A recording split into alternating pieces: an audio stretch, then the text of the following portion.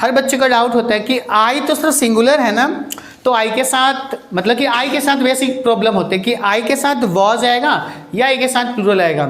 आई जो सब्जेक्ट है वो दो तरीके से बिहेव करता है, आई सिंगुलर भी होता है, आई प्लूरल भी होता है।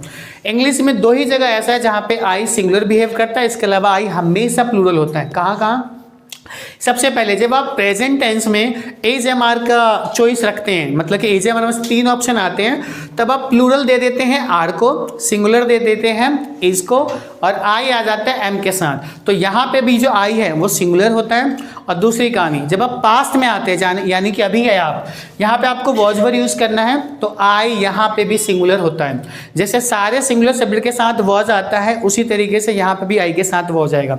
ही was, she was, it was, Aman was, my dad was, my mother was, और आई वॉज, और बाकी प्लूरल के साथ वर आएगा। तो दो केस है जहाँ पे आई सिंगुलर होता है, वॉज के साथ सिंगुलर है और प्रेजेंट में एम के साथ सिंगुलर है।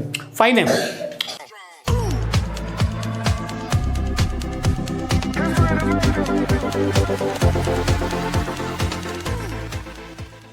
हेलो, नमस्कार and welcome back to my YouTube channel. This is Aman Kumar, an English trainer. आज के क्लास में हम पढ़ने वाले हैं पास्ट कंटिन्यूस टेंस। इससे पहले हमने पास्ट इंडेफिनिट को कवर करा था, उसके साथ साथ हमने पास्ट इंडेफिनिट टेंस के ऊपर एक प्रैक्टिस वाला वीडियो भी डाला था। और अगर आपने अभी तक उस वीडियो को वॉच नहीं करा तो मेक श्योर कि पहले आप उस वीडियो को वॉच आउट करें, देन आप इस टॉपिक पर आए। इससे पहले हमने प्रेजेंट को बहुत अच्छे से पढ़ा हुआ है, जैसे present indefinite, continuous, perfect, perfect continuous tense. तो अब तक का हमारा सफर पास्ट इंडेफिनिट टेंस का था, बट आज की क्लास में आप सीखने वाले हैं पास्ट कंटिन्यूस टेंस। तो स्टार्ट करते हैं क्लास को। सबसे पहले मैं ऐसा करूँगा कि I am going to teach you basically the use of past continuous tense first of all, then we will go through the structures of it. Fine. थोड़ा बहुत आपको स्ट्रक्चर तो ऑलरेडी पता होगा कि वही सब्जेक्ट, वॉज, वर, वर्ब की first form ING and all. उससे पहले मैं थोड़ा आपको यूज़ बता दूँ। जैसा कि मैंने आपको कभी भी इंग्लिश के किसी भी टॉपिक को हिंदी के सहायता से नहीं पढ़ाया है कि अगर कोई सेंटेंस ऐसे अंत करे तो आपको ये यूज़ करना है, वैसे अंत करे तो ये यूज़ करना है। ऐसे इंग्लिश को सीखा नहीं जा सकते। तो रियल सिचुएशन आपका कि टॉकिंग अबाउट द एक्शन, उस एक्शन की बात करनी है which was going on in the past time, यानी कि कोई एक्शन, उस एक्शन की बातें करनी है जो एक्शन प्रोग्रेस मोड पे, कंटिन्यूटी मोड पे, या तो वो गोइंग ऑन था इन द पास्ट टाइम। बस वहीं पे पास्ट कंटिन्यूस टेंस रिलाई करता है, वहीं पे आपको पास्ट कंटिन्यूस टेंस का यूज़ करना है। वो एक्शन जो पास्ट टाइम में कंटिन्यूटी में था, गोइंग ऑन था, चल रहा था, जारी था, प्रोग्रेसिव मूड पे था, वो बताने के लिए पास्ट कंटिन्यूस टेंस का यूज़ करते हैं।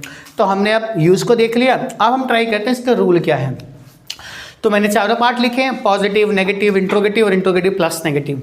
सबसे पहले आपको पॉजिटिव्स की बात करते हैं। सबसे पहले सब्जेक्ट मार्क करना है, और सब्जेक्ट आपका सिंगुलर है तो आपको लगाना है वॉज, और अगर सब्जेक्ट आपका प्लूरल है तो लगाना है वर। एक चीज़ नोटिस करने वाला है, बहुत सारे बच्चे इसको वेयर प्रोनाउंस करते हैं। It is not pronounce where but it is pronounced were. इसको वर बोला जाता है, वही वर माला वाला ध्यान रखिएगा, ये वर प्रोनाउंस करा जाता है, वेयर नहीं। फाइन।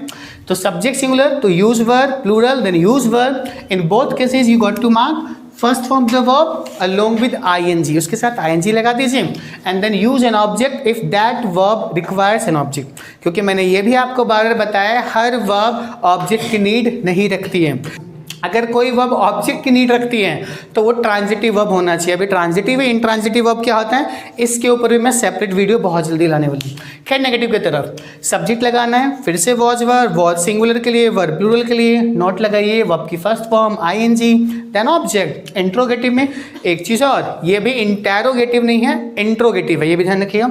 सबसे पहले या तो वॉज या तो वर, देन ऑब्जेक्ट, वर्ब की first form ING, then object. Interrogative plus negative. सबसे पहले वॉज, फिर से वही कहानी, या तो वर अपकमिंग सब्जेक्ट पर डिपेंड करेगा। अगर मेरा आने वाला सब्जेक्ट सिंगुलर है देन यूज वॉज, और आने वाला सब्जेक्ट प्लूरल है then use were. In both cases subject use करेंगे, नॉट लगाना है, वर्ब की फर्स्ट फॉर्म लगाना है, then ING and then object if that particular verb requires an object, because every verb does not require an object. Remember this point. Fine. So अब तक हमने सीख लिया कि पास्ट कंटिन्यूस टेंस का, बच्चे please do not make a noise, please keep it down, शांति बनाए रखें। हमने देख लिया कि पास्ट कंटिन्यूस टेंस का यूज़ क्या है, हमने उसके स्ट्रक्चर भी देख लिया। अब हम सेंटेंस बनाते हैं कि एक्चुअल में इसका यूज़ करेंगे कैसे। एक और इन्फॉर्मेशन है, हर बच्चे का डाउट होता है कि आई तो सिर्फ सिंगुलर है ना, तो आई के साथ मतलब कि आई के साथ वैसी प्रॉब्लम होती है कि आई के साथ वॉज आएगा या आई के साथ प्लूरल आएगा। आई जो सब्जेक्ट है वो दो तरीके से बिहेव करता है, आई सिंगुलर भी होता है, आई प्लूरल भी होता है। इंग्लिश में दो ही जगह ऐसा है जहाँ पे आई सिंगुलर बिहेव करता है, इसके अलावा आई हमेशा प्लूरल होता है। कहाँ कहाँ? सबसे पहले जब आप प्रेजेंट टेंस में एज एम आर का चॉइस रखते हैं, मतलब कि एज एम आर में 3 ऑप्शन आते हैं, तब आप प्लूरल दे देते हैं आर को, सिंगुलर दे देते हैं इज को, और आई आ जाता है एम के साथ। तो यहाँ पे भी जो आई है वो सिंगुलर होता है। और दूसरी कहानी, जब आप पास्ट में आते हैं यानी कि अभी है आप, यहाँ पे आपको वॉज वर्ब यूज करना है, तो आई यहाँ पे भी सिंगुलर होता है। जैसे सारे सिंगुलर सब्जेक्ट के साथ वॉज आता है, उसी तरीके से यहाँ पे भी आई के साथ वॉज आएगा। He was, she was, it was, Aman was, my dad was, my mother was, और आई वॉज, और बाकी प्लूरल के साथ वर आएगा। तो 2 केस है जहाँ पे आई सिंगुलर होता है, वॉज के साथ सिंगुलर है और प्रेजेंट में एम के साथ सिंगुलर है। फाइन है। अब हम एग्जाम्पल लेते हैं। तो मैं अज्यूम करता हूं कि अगर मुझे बोलना पड़े कि कल मैं आपको कॉल कर रहा था, तो कॉल करने का काम एक पास्ट में था, ध्यान दीजिएगा बच्चे, कॉल करने का काम पास्ट में था, और कंटिन्यूटी में था या नहीं? जब मैंने सेंटेंस बोला कल मैं आपको कॉल कर रहा था, तो कॉल करने का काम जारी था, प्रोग्रेस मोड में था, कंटिन्यूटी में था, यहीं पे आपका प्रेजेंट कंटिन्यूअस की एंट्री होती है। तो आई, मैं कॉल कर रहा था ना, आई के साथ क्या लगाना मुझे? सबसे पहले सब्जेक्ट के अनुसार मैंने बोला आई, और आई के साथ वॉज लगाना है। तो आई वॉज, वर्ब की फर्स्ट फॉर्म लगाइए कॉल, प्लस में आईएनजी लगाइए, आई वॉज कॉलिंग। कॉल एक ट्रांजिटिव वर्ब है जिसको डायरेक्टली ऑब्जेक्ट की नीड होती है, कॉल के साथ कोई प्रीपोजिशन की एंट्री ना करें, सीधा कॉल के बाद उस व्यक्ति की एंट्री करिएगा, राइट? फाइन है। तो I was calling you, I was calling you. आप चाहे तो इसमें पास्ट टाइम को मार्क कर सकते हैं, चाहे तो नहीं भी कर सकते, फिलहाल मैं कर रहा हूं, ठीक है? I was calling you yesterday, कल मैं आपको कॉल कर रहा था। उसी तरीके से मैंने अगर दूसरा एग्जाम्पल लिया कि कल तो यार आप बहुत शोर कर रहे थे, कल आप बहुत शोर कर रहे थे, तो शोर करने का जो क्रिया है वो पास्ट टाइम में गोइंग ऑन था, चल रहा था, समझ आ रहा है? शोर करने का जो काम है वो प्रोग्रेस मोड पे था, कंटिन्यूटी में था, वो चल रहा था, उसको दिखाने पास्ट कंटिन्यूअस में क्या बोलूँगा? कौन शोर कर रहा था? आप एक हो चाहे 1000 हो, प्यार से मैं बोलूँगा यू। यू सिंगुलर है प्लूरल है? वैसे तो सेंस के अकॉर्डिंग ये 2 तरीके से बिहेव करता है, according to the sense it behaves in two ways, ये 2 तरीके से काम करता है। अगर आप में से मैं सभी बच्चों को हटा दूं और एक मेरे आगे बैठे तब भी यू कहूँगा। अकॉर्डिंग टू सेंस आप सिंगुलर हो सकते हैं, आप चाहे हजारों आ जाओ तब भी यू कहूँगा। तो सेंस के अनुसार आप एक हो सकते हैं और सेंस के अनुसार आप 2 भी हो सकते हैं। तो दोनों केसेस में जब वर्ब की बात आएगी आपको लगाना प्लूरल वर्ब है, चाहे एक होगा तब भी यू वर्ब, चाहे आप 1000 हो तब भी यू वर्ब। सेंस के अकॉर्डिंग मुझे आप एक दिख सकते हैं, लेकिन जब वर्ब की बात आएगी, वर्ब या हेल्पिंग को यूज़ करने की बात आएगी, वो प्लूरल आएगा। जैसे यू के साथ आपने एज कभी नहीं देखा होगा, यू आर देखा होगा, यू वर देखा होगा, यू हैव देखा होगा, चाहे आगे वाला एक हो चाहे 1000 हो। ऐसे तो कभी नहीं ना कि अगर आगे वाला एक है तो आपने यू के साथ हैज लगा दिया हो, कभी पॉसिबल नहीं। फाइन। तो कल आप बहुत शोर कर रहे थे यार, सो यू वर। अच्छा ये वर है या वेयर है? It's were not wear. So you were, शोर करने की इंग्लिश होती है मेक अ नॉइस। तो मेक के साथ आप क्या करेंगे? ING। So you could say you were making a noise yesterday. ठीक है, कल आप बहुत शोर कर रहे थे। अच्छा बहुत के लिए आप यहाँ पे सो मच लगा दीजिए, वेरी मच लगा दीजिए, अलॉट लगा दीजिए, वो ऑप्शनल अगर आप लगाना चाहे तो। You were making a noise yesterday, कल आप शोर कर रहे थे। ठीक है सर, 5 साल पहले मैं दिल्ली में रह रहा था। आई गेस मैंने अभी क्लियर करा है आपको डियर। आई इंग्लिश में 2 जगह ही सिंगुलर होता है। देखा जाए तो वैसे आई एक ही जगह सिंगुलर है, वो वॉच के साथ है।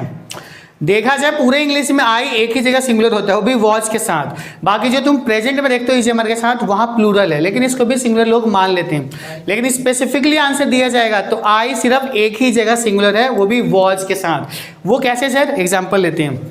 ऐसा नहीं लग रहा है वॉच वही है जो इसके साथ हमेशा सिंगुलर सब्जेक्ट आता है।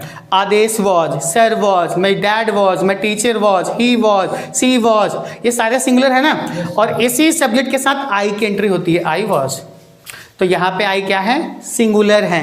प्रेजेंट में आई के साथ एम लगता है, वैसे तो वहाँ प्लूरल है लेकिन इसको भी कंसीडर हम सिंगुलर भी कर देते हैं। इसके अलावा इंग्लिश में जहाँ पे भी आई आएगा वो प्लूरल का बिहेवियर लेगा। आई के साथ हैव देखा होगा, आई के साथ डू देखा होगा, आई के साथ प्ले देखा होगा, ये सारे क्या है, प्लूरल वर्ब है। और प्लूरल वर्ब है तो सिंपल सी बात है कि पीछे इसके प्लूरल सब्जेक्ट भी होगा। क्लियर है इतना, फाइन है। तो मैंने बोला यार एक एग्जांपल लेते हैं। 5 साल पहले मेरा दोस्त दिल्ली में रह रहा था, अगर मुझे बोलना पड़े 5 साल पहले मेरा दोस्त दिल्ली में रहता। पहली बात 5 साल पहले एक पास टाइम है। दूसरी बात जो रहने का काम है वो कंटिन्यूअस में था, कंटिन्यूटी मोड पे था, तो मुझे यहाँ पे पास कंटिन्यूअस टेंस की एंट्री करनी है। मैं क्या बोलूँगा, कौन रह रहा था दिल्ली में, मेरा दोस्त। सो आई कैन से, अच्छा एक चीज़ है यहाँ पे, वैसे जब मैं माई फ्रेंड तो बोल सकता हूँ लेकिन ग्रामेटिकली आप इस तरह के सेंटेंस को बोल, वन ऑफ माई फ्रेंड्स, क्या बोलना है, वन ऑफ माई फ्रेंड्स। ऐसा क्यों, क्योंकि देखो दोस्त मेरे बहुत हैं, उनमें से एक दोस्त है जो दिल्ली में रह रहा था, तो इस केस में आप क्या बोलोगे, वन ऑफ माई फ्रेंड्स। अच्छा अब ये बताओ यहाँ पे क्या लगाओगे, वॉज लगाओगे वर्ड लगाओगे, वॉज लगेगा किसमें, मेरे बहुत सारे दोस्त हैं, मेरे बहुत सारे दोस्त हैं, उसमें से एक दोस्त। तो आपको लग रहा हो कि वर्ब फ्रेंड्स की वजह से लग रहा है ना जी, वह आपको वन के हिसाब से लगाना है। यस सर, वॉज आएगा। हाँ एग्जैक्टली, तो आप बोलोगे one of my friends was. रहने की इंग्लिश होती है लिव, तो आप बोल दीजिए लिविंग, लिविंग इन दिल्ली। और कब वो रह रहा था, 5 साल पहले, तो आप बोल सकते हो 5 ईयर्स अगो। या तो आप अगो बोलिए या तो बैक बोलिए, कोई दिक्कत नहीं है। अच्छा अगो का एक और साउंड है, एगो भी बोला जाता है। So in American English they pronounce it ago, while in British English it is pronounce ago. So one of my friends was living in Delhi 5 years ago, ऐसे क्या हुआ, फाइन। एक एग्जाम्पल और लेते हैं। अच्छा 3 एग्जाम्पल तो मेरे पॉजिटिव ही हो गए। अब मैं बोर्ड पे ना लिख करके कुछ बोल के दिखाता हूँ जिसपे मैं नेगेटिव भी बोलूँगा, इंट्रोगेटिव भी, इंट्रोगेटिव प्लस नेगेटिव। मुझे बोलना है यार कि कल मेरा भाई पढ़ाई नहीं कर रहा था, कल मेरा भाई पढ़ाई नहीं कर रहा था, कैसे बोलेंगे, ट्राई करेगा कोई।